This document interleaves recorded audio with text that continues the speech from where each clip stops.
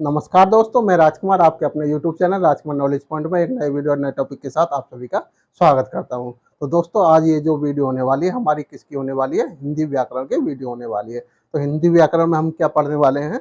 ये आज का हमारा जो टॉपिक है वो है हमारा विराम चिन्ह। जो विभिन्न एग्जामों में, सभी एग्जामों में ज़्यादातर ये क्या है पूछे जाते हैं, 1 या 2 नंबर के 100% पूछे जाते हैं। और ये एक छोटा सा टॉपिक है और बहुत ही आसान टॉपिक है, तो इसको छोड़ना नहीं है, और सभी चीज को हम क्या करेंगे, कवर करते हुए चलेंगे। तो विराम चिन्ह का अर्थ क्या होता है दोस्तों? विराम चिन्ह।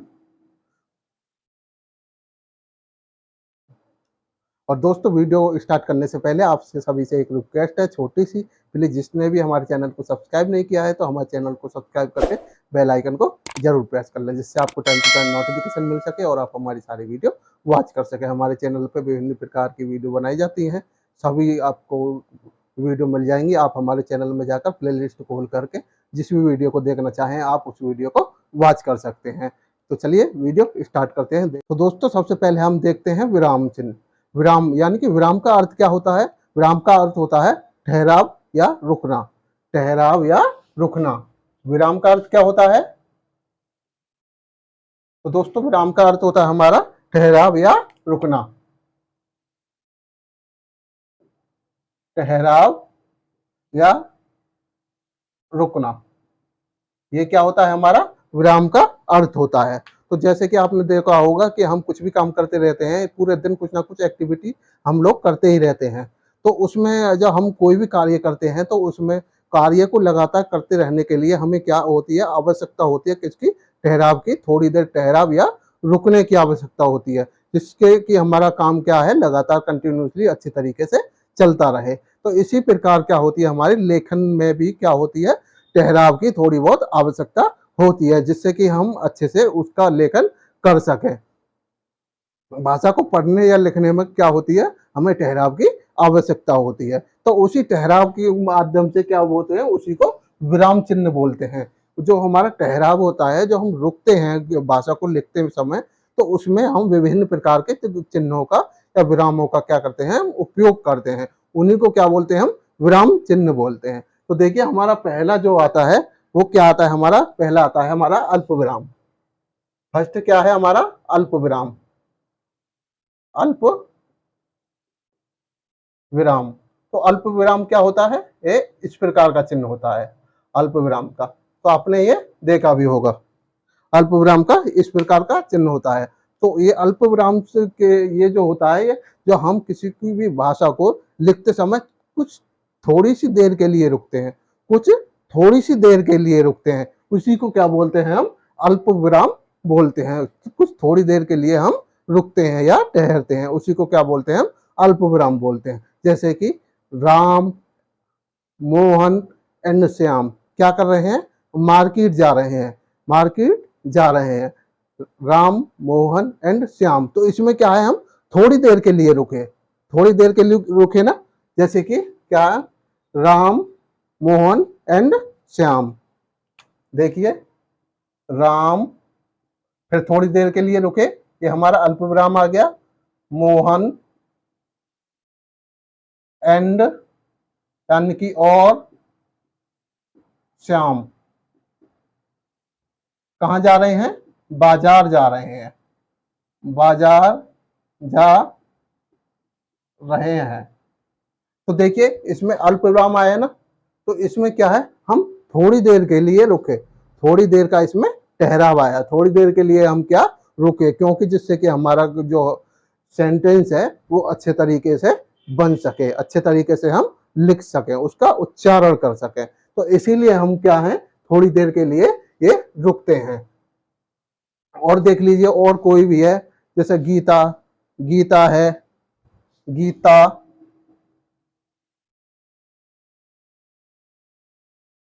गीता, मोहन और अंकुर क्या कर रहे हैं? वो खेल रहे हैं। क्या कर रहे हैं? खेल रहे हैं। तो कौन कौन खेल रहे हैं? गीता, मोहन और अंकुर क्या कर रहे हैं? खेल रहे हैं। तो इसमें भी क्या है? हमारा अल्प विराम का उपयोग हुआ है, हमारा थोड़ी देर के लिए सेंटेंस क्या है, रुका है, थोड़ी देर के लिए क्या है, विराम लिया है। क्यों, कैसे लिया है, राम एंड, राम, गीता और अंकुर, राम फिर थोड़ी देर का विराम चिन्ह, गीता और अंकुर क्या कर रहे हैं, खेल रहे हैं। तो ये आपको अच्छे से याद हो गया होगा और ये अच्छे से आपको समझ में आ गया होगा। तो अगला देखते हैं हम, अगला क्या है हमारा, अगला क्या आता है हमारा, अल्प विराम हो गया। अल्प विराम के बाद आता है हमारा अर्ध विराम। अल्प विराम के बाद क्या आता है हमारा, अर्ध विराम, अर्ध विराम। तो अर्ध विराम क्या होता है हमारा, अर्ध विराम इस तरीके से होता है, अर्ध विराम का चिन्ह इस तरीके से होता है। तो वाक्य में जब अल्प विराम से अधिक, वाक्य में जब अल्प विराम से अधिक ठहराव होता है, अल्प विराम से ज्यादा रुकते हैं, तो उसी को क्या बोलते हैं हम, अर्ध विराम का उपयोग करते हैं, अर्ध विराम का उपयोग करते हैं। अल्प विराम से थोड़ा सा वाक्य में ज्यादा रुकते हैं, उसी को क्या बोलते हैं हम, अर्ध विराम बोलते हैं। जैसे कि अर्ध विराम का क्या है, जैसे देखिए कोई हम सेंटेंस ले लेते हैं, आओ, बैठो, पर बदमाशी मत करना, बदमाशी मत करना। तो देखिए इसमें हम क्या कर रहा है, अल्प विराम में हम थोड़ा देर के लिए रुकते थे और अर्ध विराम में क्या है, उससे थोड़ा ज्यादा देर के लिए रुके हैं। कैसे, देखिए आओ, फिर उसके बाद थोड़ा ज्यादा रुके ना, उसमें तो देखिए राम एंड मोहन, राम, मोहन और श्याम, तो थोड़ी देर के लिए रुके थे। इसमें आओ, फिर बैठो, पर बदमाशी मत करना, आओ बैठो पर बदमाशी मत करना। तो ये भी हो गया। अगला आता है हमारा पूर्ण विराम। अगला क्या आता है हमारा, अर्ध विराम हो गया। तीसरा क्या आता है हमारा, तीसरा आता है पूर्ण विराम।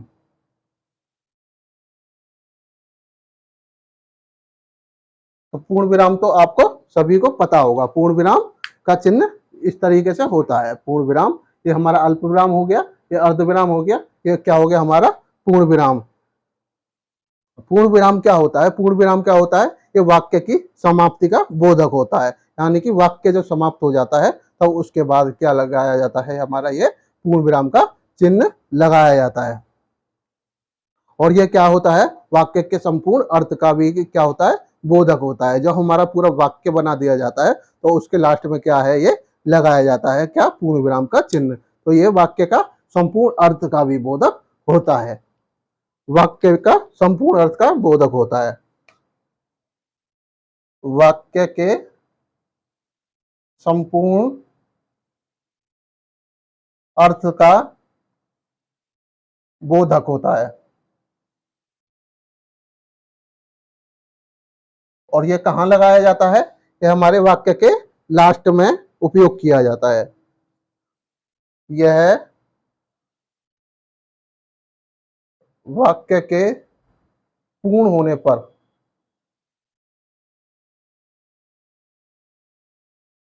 लगाया जाता है।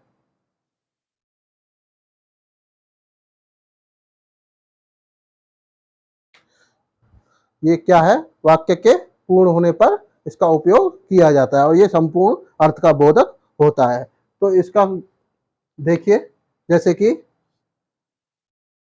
राम खेल रहा है, राम खेल रहा है, तो इसमें लास्ट में क्या आ गया हमारा, पूर्ण विराम का चिन्ह आ गया। लास्ट में क्या आ गया हमारा, पूर्ण विराम का चिन्ह आ गया, राम खेल रहा है। गीता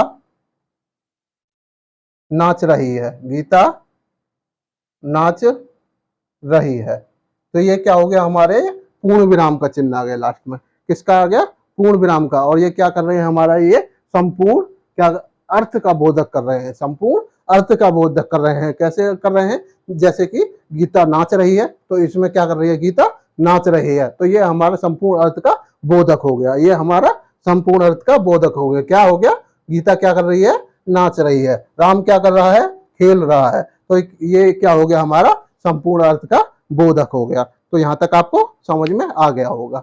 तो चलिए आगे चलते हैं।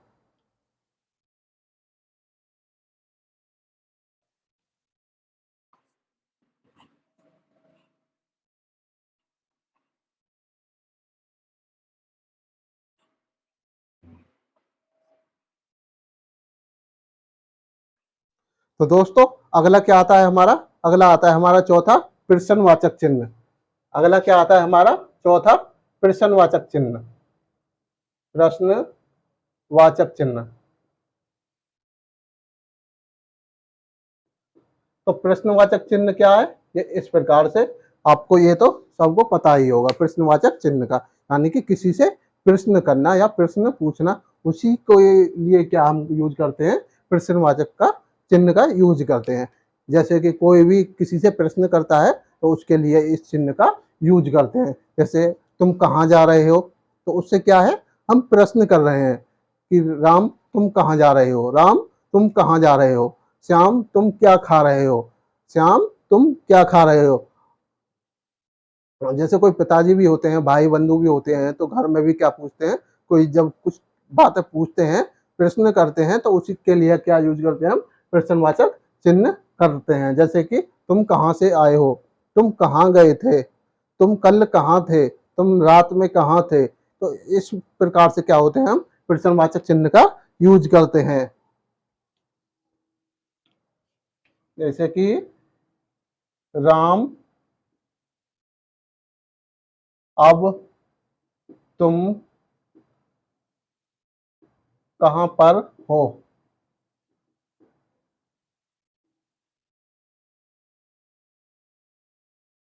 तुम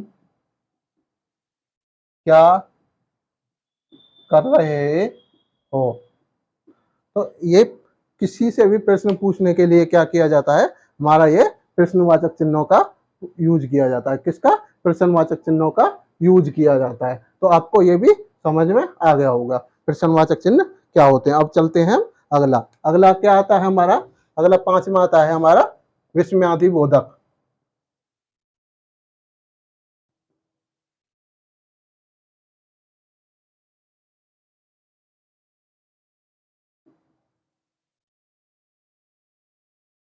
तो विस्मयादि बोधक किसे कहते हैं, विस्मयादि बोधक कहते हैं जहां पर हर्ष शोक प्रसन्नता, हर्ष शोक प्रसन्नता आश्चर्य और घृणा विभिन्न प्रकार के लिए जो हम यूज करते हैं, वो विस्मयादि बोधक चिन्ह का यूज करते हैं। कहाँ कहाँ यूज करते हैं हम विस्मयादि बोधक का चिन्ह का, हर्ष यानी कि खुशी, प्रसन्नता, आश्चर्य, घृणा और दुख आदि के लिए प्रयोग करते हैं,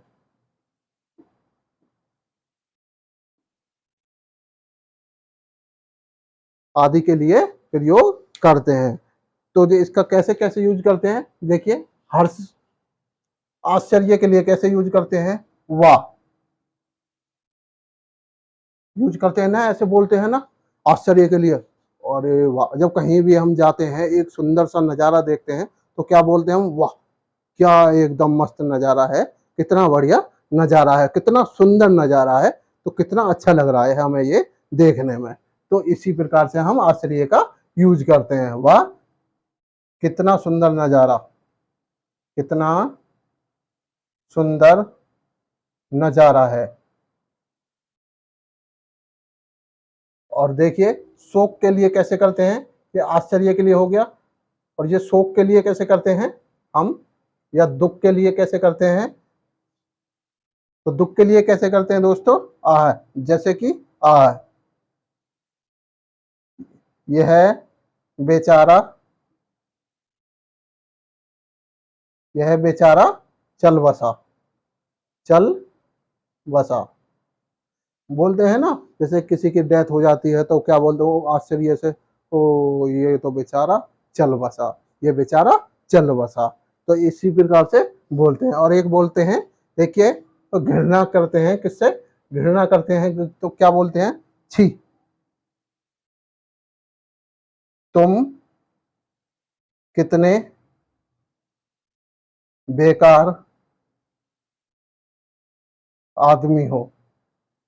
तुम कितने बेकार आदमी हो, यानी कि जब हम किसी से घृणा करते हैं तो उससे बोलते हैं कि तुम कितने आछी, तुम कितने बेकार आदमी हो, तुम किसी काम लायक नहीं हो, तुमसे ये उम्मीद हमें बिल्कुल भी नहीं थी, छी तुम बहुत ही बेकार आदमी हो। तो इस प्रकार से आपको ये विस्मयादिबोधक का चिन्ह का पता पड़ गया होगा, ये भी आपको अच्छे से समझ में आ गया होगा। ये सारे के सारे आप इसका एक स्क्रीनशॉट ले सकते हो।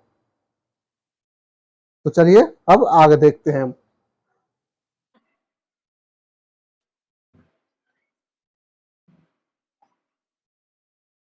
तो देखिए आगे कौन सा आता है हमारा उद्धरण चिन्ह। आगे कौन सा आता है हमारा उद्धरण चिन्ह या अवतरण चिन्ह। उद्धरण चिन्ह,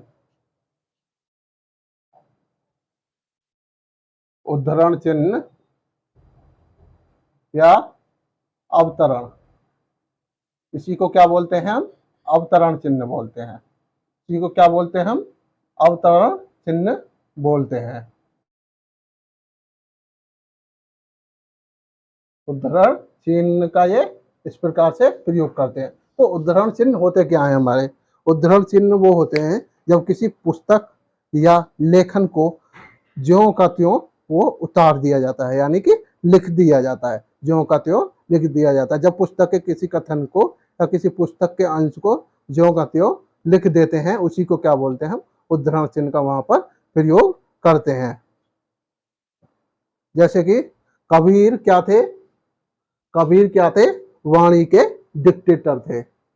कबीर क्या थे, वाणी के डिक्टेटर थे। कबीर वाणी के डिक्टेटर थे।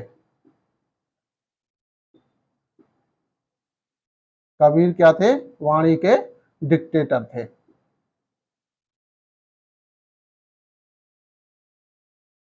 देखिए ये इस प्रकार से इसका यूज किया जाता है। कबीर क्या थे, वाणी के डिक्टेटर थे। तो ये जो हमारे को जो उसमें बुक में वगैरह में जो होते हैं, तो उनको सेम टू सेम लिख देना, उसी को क्या बोलते हैं वहां पर उद्धरण चिन्ह का उपयोग करते हैं। तो ये किसने कहा था, ये कबीर वाणी के डिक्टेटर थे, ये किसने कहा था, ये कहा था हमारा हजारी प्रसाद द्विवेदी जी ने। किसने कहा था, डॉक्टर हजारी प्रसाद द्विवेदी जी ने। किसने, डॉक्टर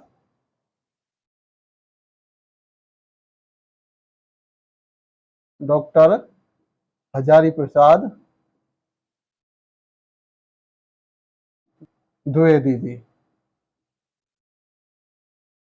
किसने कहा था ये, डॉक्टर हजारी प्रसाद द्विवेदी जी ने कहा था कि कौन थे, कबीर, कबीर क्या थे, वाणी के डिक्टेटर थे। कबीर क्या थे, वाणी के डिक्टेटर थे। ये तो ये किसने कहा था, डॉक्टर हजारी प्रसाद द्विवेदी जी ने कहा था।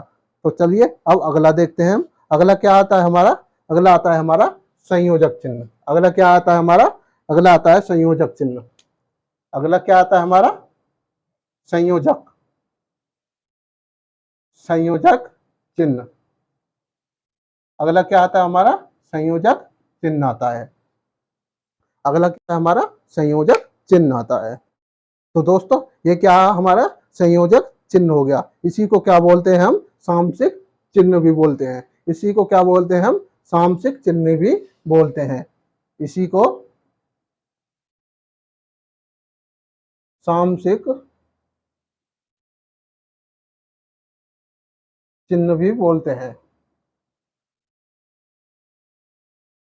इसी को क्या बोलते हैं हम, सामसिक चिन्ह भी बोलते हैं। और इसका उपयोग कहाँ किया जाता है, इसका उपयोग किया जाता है दो विपरीतार्थी शब्द, यानी कि दो विलोम शब्दों के बीच में जो चिन्ह लगाया जाता है, उसी को क्या बोलते हैं हम, उसी को संयोजक चिन्ह बोलते हैं। कहाँ इसका उपयोग किया जाता है, दो विपरीत शब्दों के बीच में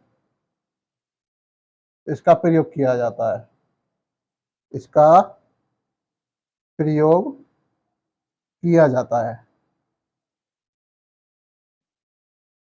कहाँ प्रयोग किया जाता है दोस्तों इसका? इसका दो विपरीतार्थ यानी कि जो दो विलोम शब्द होते हैं उसमें इसका प्रयोग किया जाता है। इसका संयोजक चिन्ह का, जैसे कि ऊपर नीचे, ऊपर नीचे। तो ये क्या हो गया हमारा? ऊपर नीचे क्या है हमारे? ये ऊपर नीचे दो ये हमारे विलोम शब्द हो गए, यानी कि विपरीतार्थ शब्द हो गए, विपरीत शब्द हो गए। तो उनके बीच में जो ये हमारा चिन्ह है वो क्या है हमारा? ये संयोजक चिन्ह है। कौन सा है? ये संयोजक चिन्ह है। जैसे कि माता पिता, माता पिता, अच्छा बुरा। तो ये क्या है हमारे? सभी के सभी विलोम शब्द है, यानी कि विपरीतार्थ शब्द है। तो इन्हीं के लिए जो बीच में यूज किया जाता है हमारा चिन्ह, वो ही क्या है हमारा? संयोजक चिन्ह है। और इसी को ही क्या बोलते हैं हम? सामसिक चिन्ह भी बोलते हैं। उसी को क्या बोलते हैं हम? सामसिक चिन्ह भी यूज करते हैं। तो दोस्तों अगला देखते हैं हम। अगला हमारा ये संयोजक चिन्ह भी हो गया। तो अगला क्या आता है हमारा?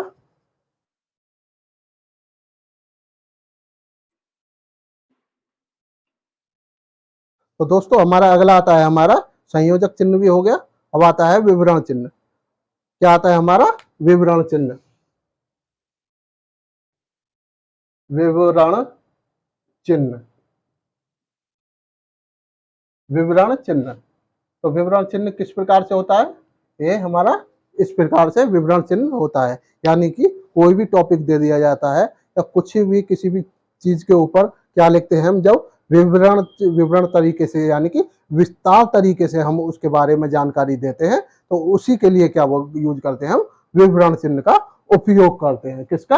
विवरण चिन्ह का उपयोग करते हैं। जो हम किसी भी चीज को विस्तार तरीके से क्या करते हैं? उसको लेख लिखते हैं। विस्तार तरीके से लिखने के लिए हम क्या यूज करते हैं? विस्तार तरीके से, विस्तार तरीके से लेखन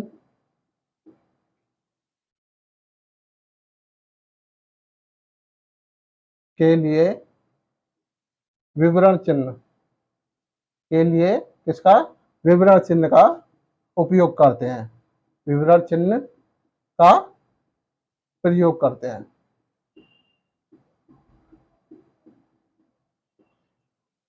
तो विस्तार तरीके से के लिए क्या यूज करते हैं हम? विवरण चिन्ह का उपयोग करते हैं। तो ये हमारा क्या है? विवरण चिन्ह का उपयोग है। ये विवरण चिन्ह का चिन्ह है। तो आप इन सभी को क्या है? याद रखने हैं, क्योंकि एग्जाम में जो पूछे जाते हैं ना वो इसी तरीके से पूछे जाते हैं। हमारे 4 चिन्ह दे दिए जाते हैं और उसमें से पूछते हैं कि कौन सा विवरण चिन्ह है, कौन सा हमारा इसमें प्रश्नवाचक चिन्ह है, कौन सा विस्मयादि बोधक चिन्ह है, कौन सा हमारा अर्धविराम है, कौन सा पूर्ण विराम है, कौन सा हमारा अल्प विराम है। इस प्रकार से क्वेश्चन पूछे जाते हैं। बहुत ही सिंपल सिंपल से क्वेश्चन होते हैं। तो आप सिर्फ क्या करना है? आप इन चिन्हों को याद करना है और इनका कहाँ कहाँ यूज होता है, इस प्रकार से आपको ये याद रखना है। बाकी और इस टॉपिक में ज्यादा कुछ है नहीं। तो देखिए हमारा अगला आता है विवरण चिन्ह भी हो गया। विवरण चिन्ह के बाद आता है हमारा पुनरुक्ति। पुनरुक्ति अगला क्या आता है हमारा? पुनरुक्ति। अगला क्या आता है हमारा? पुनरुक्ति चिन्ह। अगला क्या आता है हमारा? पुनरुक्ति चिन्ह। पुनरुक्ति चिन्ह का उपयोग कैसे करते हैं हम? इस प्रकार से पुनरुक्ति का चिन्ह का उपयोग करते हैं। जैसे कि पुनरुक्ति का चिन्ह इस प्रकार से उपयोग करते हैं। तो जैसे कि आप उससे बचने के लिए पुनरुक्ति, पुनरुक्ति यानी कि दोबारा लेखन से लिए, दोबारा पुनरुक्ति के लिए, पुनरुक्ति से बचने के लिए इस प्रकार का चिन्ह का उपयोग करते हैं। इस प्रकार के चिन्ह का उपयोग करते हैं पुनरुक्ति से बचने के लिए, यानी कि दोबारा लेखन हमें लिखना ना पड़े, दोबारा लिखना ना पड़े, उसी के लिए क्या यूज करते हैं हम? इसका उपयोग करते हैं। जैसे कि देखिए 5 किलो आटा, और फिर उसी प्रकार से हम क्या करते हैं? पुनरुक्ति चिन्ह का उपयोग करते हैं। देखिए हमारे पुनरुक्ति चिन्ह का उपयोग हो गया, क्योंकि हमें इसको क्या ना लिखना पड़े, 5 किलो ना लिखना पड़े, 5 किलो नहीं लिखना पड़े। देखिए हमने ये पुनरुक्ति का उपयोग कर दिया, तो इस प्रकार से ये पुनरुक्ति का चिन्ह का उपयोग होता है। 5 किलो हम आटा ना लिख के अब यहाँ क्या लिख देंगे हम, 5 किलो चीनी। अब देखिए ये 5 किलो हो गया, ये 5 किलो क्या के हमारे, ये 5 किलो कुछ भी मान लीजिए आप, तेल मान लीजिए, 5 किलो तेल मान लीजिए। तो इसी प्रकार से हमारे क्या यूज होते हैं, पुनरुक्ति चिन्हों का उपयोग किया जाता है। पुनरुक्ति चिन्हों का उपयोग किया जाता है, किसके लिए किया जाता है, हमारे पुनरुक्ति यानी कि दोबारा लिखना ना पड़े, उसी के लिए हम इस चिन्ह का उपयोग करते हैं। तो दोस्तों अगला आता है हमारा लाघव चिन्ह। अगला क्या आता है हमारा, लाघव चिन्ह। लाघव चिन्ह, अगला आता है हमारा लाघव चिन्ह। तो लाघव चिन्ह का उपयोग वहां करते हैं जहां पर हमें पूर्ण, जो कि एक वर्ड होता है, पूर्ण वर्ड को ना लिखकर उसका शॉर्ट फॉर्म लिख दिया जाता है, उसका शॉर्ट फॉर्म लिख दिया जाता है, आप उसी को लाघव चिन्ह कहते हैं। जैसे कि प्रधानमंत्री, डॉक्टर, तो इसको कैसे लिख देते हैं हम, प्रधानमंत्री, इस प्रकार से लिख देते हैं ना। तो इसी में ये क्या हो गया हमारा, लाघव चिन्ह हो गया। और उसमें डॉक्टर, तो डॉक्टर को क्या लिख देते हैं, इस प्रकार से लिख देते हैं। तो ये ही क्या है हमारा लाघव चिन्ह का उपयोग हो गया। तो हम इसको पूर्ण वर्ड को ना लिखकर हम क्या लिख देते हैं, उसको शॉर्ट फॉर्म में लिख देते हैं। कैसे लिख देते हैं हम उसको, शॉर्ट फॉर्म में लिख देते हैं। तो वहीं पर क्या यूज करते हैं हम, लाघव चिन्ह का वो यूज करते हैं, लाघव चिन्ह का यूज करते हैं। आपको ये भी याद रखना है कि लाघव चिन्ह हमारे किस प्रकार से होता है। तो लाघव चिन्ह इस प्रकार से हमारा लाघव चिन्ह होता है। तो हम अगला देखते हैं, लाघव चिन्ह हो गया हमारा। अब आगे हमारा लोप चिन्ह। देखिए इसको थोड़ा,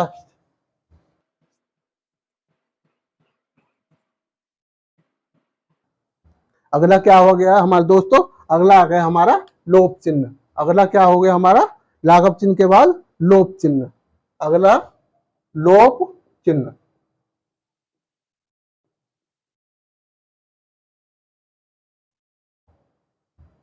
तो लोप चिन्ह का उपयोग कैसे होता है, ये हमारा इस प्रकार से उपयोग होता है।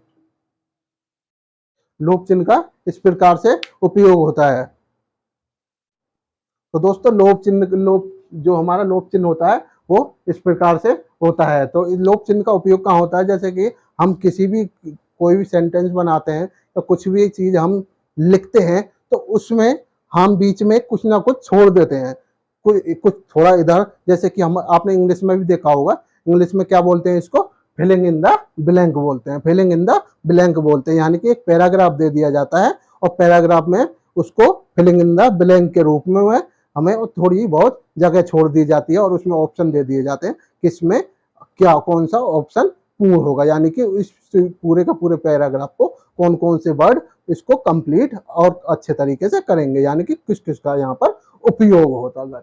तो इसी चिन्ह को वहां पर यूज किया जाता है पूरे पैराग्राफ में, या किसी भी हमारे सेंटेंस में एक जगह छोड़ दी जाती है, किसके लिए, उसको संपूर्ण करने के लिए। तो वहीं पर क्या होता है हमारा, ये लोप चिन्ह का उपयोग होता है। जैसे कि देखिए, मैं कल बाजार गया और डैश डैश डैश क्या लाया, खरीद कर लाया, खरीद कर लाया। अब इसको पूर्ण करना है, खरीद कर लाया, क्या लेकर आया, तो उसमें यही चीज हम क्या लिख देते हैं, उसके अंदर खाली जगह छोड़ देते हैं। तो इसी प्रकार से सेंटेंसों को पूर्ण करने के लिए हम क्या कर देते हैं, उसमें जगह छोड़ देते हैं। तो आपको ये भी याद हो गया होगा, ये अच्छे से याद हो गया होगा। तो दोस्तों आपको ये लोप चिन्ह अच्छे से याद हो गया होगा। लोप चिन्ह का हम जब किसी भी वर्ड में या कुछ में, किसी भी सेंटेंस में या किसी भी पैराग्राफ में हम कुछ छोड़ना चाहते हैं, तो उसमें जब छोड़ते हैं तो वहां पर किस चीज का यूज करते हैं, हम लोप चिन्ह का यूज करते हैं। लोप का ही मतलब क्या है यहाँ पे हमारा, यानी कि गायब है। लोप का ही क्या है इंग्लिश में या हिंदी में, गायब होना। यानी कि जब हम किसी भी चीज को गायब करते हैं या उसके लिए हम थोड़ी बहुत जगह छोड़ते हैं, वहीं पर क्या यूज करते हैं, हम लोप चिन्ह का उपयोग करते हैं, लोप चिन्ह का उपयोग करते हैं। तो अगला आता है हमारा पाद चिन्ह। अगला क्या आता है हमारा पाद चिन्ह। तो ये बहुत ही इंपॉर्टेंट है, पाद चिन्ह। अगला क्या आता है हमारा पाद चिन्ह। तो पाद चिन्ह इस प्रकार से होता है। तो पाद चिन्ह इस प्रकार से होता है।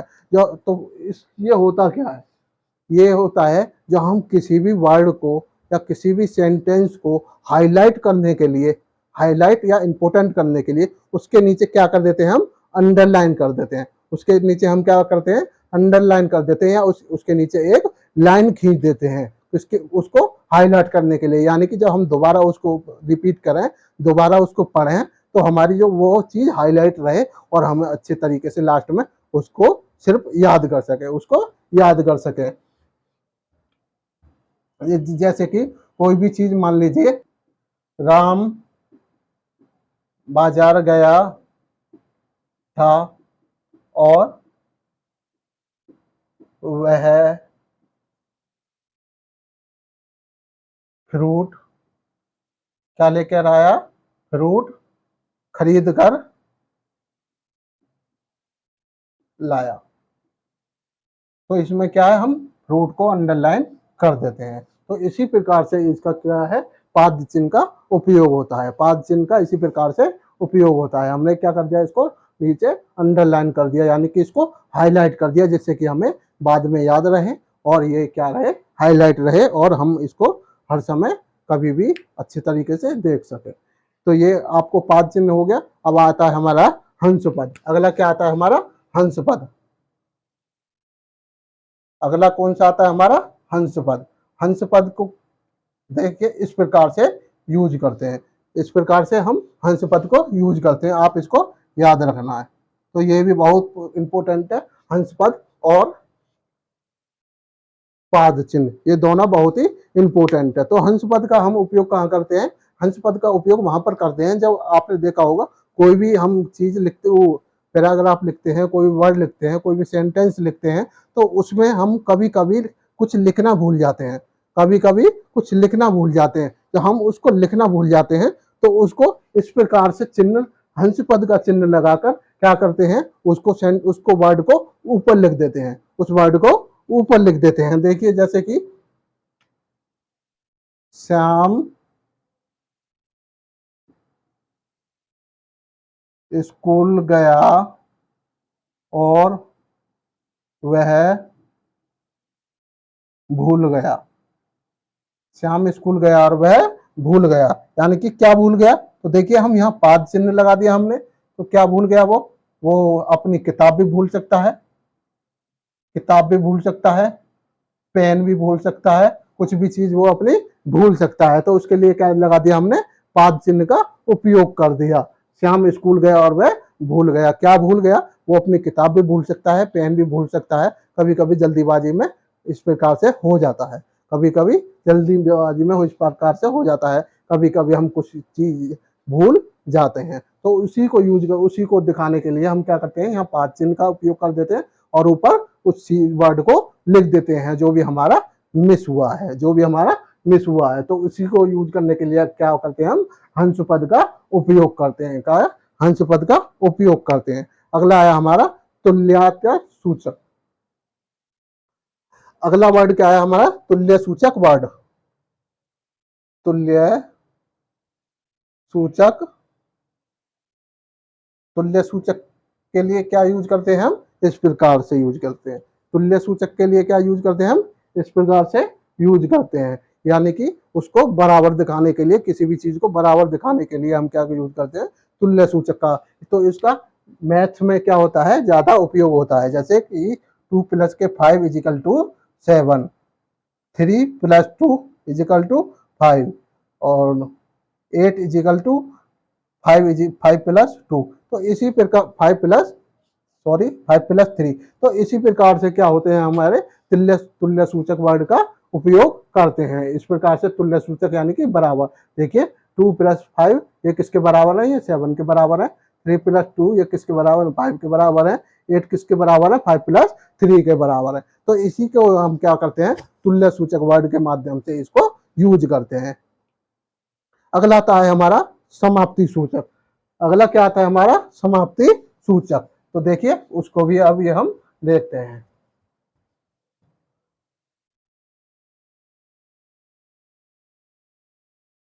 तो अगला क्या है हमारा, अगला है हमारा समाप्ति सूचक वर्ड। समाप्ति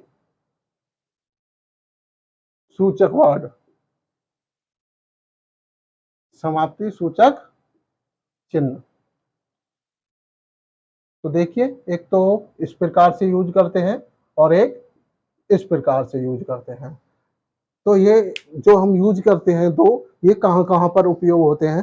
तो ये जो होते हैं कि देखिए इसका उपयोग जो होता है, इसका उपयोग होता है जब किसी भी अध्याय को, यानी कि जब कोई भी पार्ट हमारा या अध्याय होता है, किसी भी बुक का अध्याय होता है, उसकी समाप्ति पर इस वर्ड का यूज करते हैं, उस चिन्ह का उपयोग करते हैं जब किसी अध्याय का समाप्ति हो जाती है। और जब किसी पुस्तक की समाप्ति हो जाती है तो पूरी संपूर्ण पुस्तक की समाप्ति होने के बाद इस चिन्ह का उपयोग करते हैं। तो ये दोनों के दोनों चिन्ह क्या हैं, ये हमारे अलग अलग हैं। दोनों के दोनों चिन्ह क्या हैं, हमारे अलग अलग है। तो इसका उपयोग कहाँ पर होता है, इसका पाठ समाप्ति पर, पाठ समाप्ति पर। देखिए जैसे हम कोई भी पार्ट होता है, जब हम किसी चैप्टर को समाप्त करते हैं तो उसके बाद क्या यूज कर देते हैं हम, इस प्रकार से वर्ड का, इस प्रकार से चिन्ह का यूज कर देते हैं। तो इसी चिन्ह को क्या बोलते हैं, समाप्ति सूचक चिन्ह बोलते हैं। और जब किसी की पार्ट ये समाप्त हो गया पार्ट, और ये पुस्तक समाप्त होने पर, पुस्तक समाप्ति पर, पुस्तक समाप्ति पर इस चिन्ह का यूज करते हैं हम। पुस्तक समाप्ति पर इस चिन्ह का यूज करते हैं और पाठ समाप्ति पर इस चिन्ह का यूज करते हैं। तो आपको ये अच्छे से याद रखना है दोनों के दोनों। तो दोनों ये अलग अलग है, पाठ समाप्ति पर ये और पुस्तक समाप्ति पर इस प्रकार से चिन्ह का उपयोग करते हैं। अगला आया हमारा पाद बिंदु। अगला आया पाद बिंदु। अगला क्या आया हमारा, अगला आया हमारा पाद बिंदु।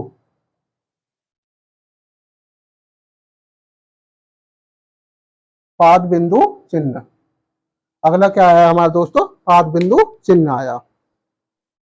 तो दोस्तों पाद बिंदु चिन्ह का उपयोग कहाँ करते हैं हम, पाद बिंदु चिन्ह का उपयोग वहां करते हैं जो कि जो जो वर्ड होते हैं, जो हिंदी, जो अरबी और फारसी से क्या आ जाते हैं, हमारे हिंदी में उपयोग किए जाते हैं। हिंदी में अरबी फारसी से आए शब्दों के नीचे लगने वाला ये क्या होता है, पाद बिंदु होता है। अरबी, अरबी और फारसी से हिंदी, अरबी और फारसी से हिंदी में आए शब्दों के नीचे, शब्दों के नीचे क्या उपयोग किया जाता है, हमारा पाद बिंदु का उपयोग किया जाता है। पाद बिंदु का उपयोग किया जाता है, किया जाता है। तो ये क्या है, जो हमारे अरबी और फारसी से जो आए हैं, अरबी और फारसी जो हिंदी में आए हैं, उन हिंदी शब्दों के, जो उन शब्दों के नीचे जो चिन्ह का उपयोग किया जाता है, उसी को क्या बोलते हैं हम, पाद बिंदु चिन्ह बोलते हैं। और वो कौन कौन से हैं, कैक है, जैप है, कैक है, जैप है। कौन कौन से हैं वो, कै, खे, जय और है, कैक है, जय है। तो देखिए इनके नीचे क्या है, ये हमारे बिंदु हैं। तो इन्हीं को क्या बोलते हैं हम, पाद, पाद बिंदु चिन्ह बोलते हैं। क्या बोलते हैं हम, पाद बिंदु चिन्ह बोलते हैं। जैसे कि खौफ, खौफ, किसी से खौफ खाते हैं ना, यानी कि जिससे डर लगता है, खौफ, तो उसी को क्या बोलते हैं, खौफ वर्ड यूज करते हैं, खौफ वर्ड यूज करते हैं। तो अगला क्या है हमारा, जैसे जमीन, जमीन, तो ये भी क्या हो गया हमारा, जमीन हो गया ना, जमीन हो गया ना। तो जय, जय से जमीन हो गया। और जवान, किस्मत, जवान, कैसे देखिए किस्मत, इस प्रकार से हम क्या करते हैं, इनको पाद बिंदु चिन्हों को यूज करते हैं, पाद बिंदु चिन्हों को यूज करते हैं। इस तरीके से आपको दिख रहा होगा। तो ये हमारा पाद बिंदु चिन्ह हो गया।